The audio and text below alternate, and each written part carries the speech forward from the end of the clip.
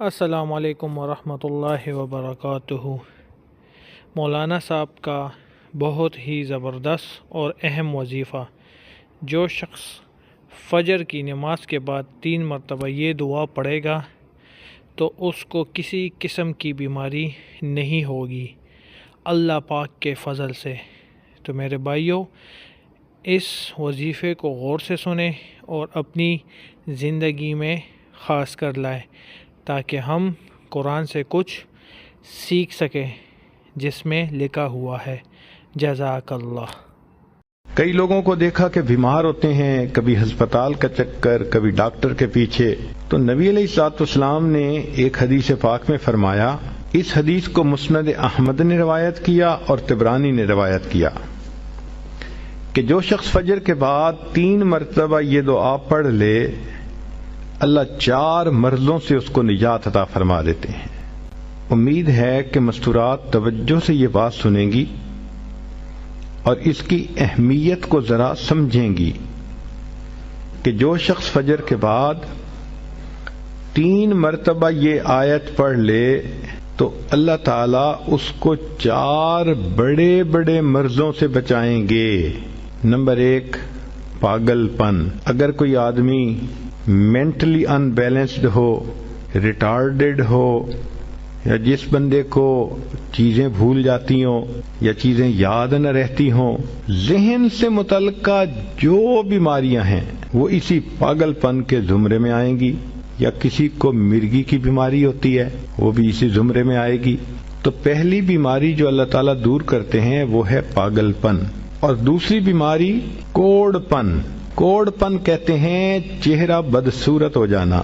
یہ بھی ہو سکتا ہے کہ برس کی بیماری ہو جائے، جیسے بعض عورتوں کو جلد بالکل سفید ہو جاتی ہے اور عجیب بدنما چہرہ ہو جاتا ہے، یا کئی مرتبہ جسم پہ تل اتنے نکل آتے ہیں، دانے اتنے نکل آتے ہیں کہ چہرہ بدنما ہو جاتا ہے، یا چہرے پر داغ پڑ جاتے ہیں کالے رنگ کے۔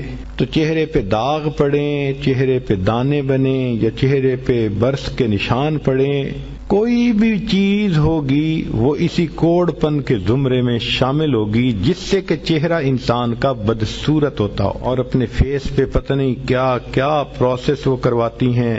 تو ان کو تو چاہیے کہ وہ اس آیت کو یا اس فکرے کو بار بار پڑھیں تاکہ اللہ تعالیٰ ان کے چہروں کی خوبصورتی دیر تک سلامت رکھیں۔ اور تیسری چیز ہے اندھا پن۔ اندھے پن سے مراد یہ کہ آنکھوں کی بینائی ہی چلی گئی، یا آنکھوں میں موتیا بند آ گیا، یا آنکھوں پہ اینک لگانی پڑ گئی۔ یہ سب ایک ہی بیماری کی تفصیلات ہیں۔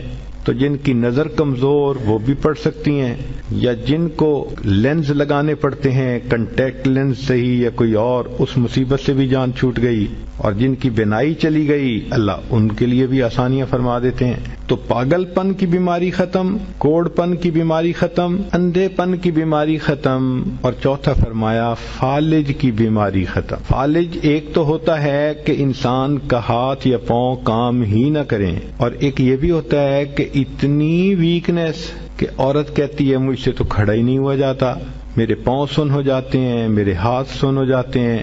یہ ساری چیزیں کمزوری اور فالج کی ابتدائی سٹیجز ہیں، تو یہ سب چیزیں ٹھیک ہو جاتی ہیں۔ اب بتائیں کہ اتنی بڑی بڑی بیماریوں سے جس بندے کو بچنے کی خوشخبری مل رہی ہو تو وہ تو پھر اس عمل کو کیے بغیر رہ ہی نہیں سکتا۔ اور یہ عمل دیکھو چھوٹا کتنا ہے۔ وہ جو فکرہ فرمایا حدیث میں وہ ہے سبحان اللہ العظیم وبحمدہ ولا حول ولا قوۃ الا باللہ۔ یہاں تک تو نیکیاں کمانا، گناہوں کو بخشوانا، فرشتوں کی دعائیں لینا، غمزدہ دل کو تسلی ملنا، اور بیماریوں سے محفوظ ہونا، اس طرح کے عمل بتائے تھے۔ تو میرے بھائیوں بزرگوں، جس طرح ہم نے اس وظیفے کو سنا تو ہمیں چاہیے جب ہم صبح کی نماز پڑھیں فجر کے بعد تو یہ وظیفہ اپنی زندگیوں میں لے کے آئیں، اور اپنے مستورات گھر والیوں کو بھی بولیں کہ اس وظیفے کو باقاعدہ سے پڑھنا چاہیے، کیونکہ قرآنی آیات ہے اور قرآن میں بہت زیادہ طاقت ہے، اور اس کی حفاظت اللہ نے لی ہے۔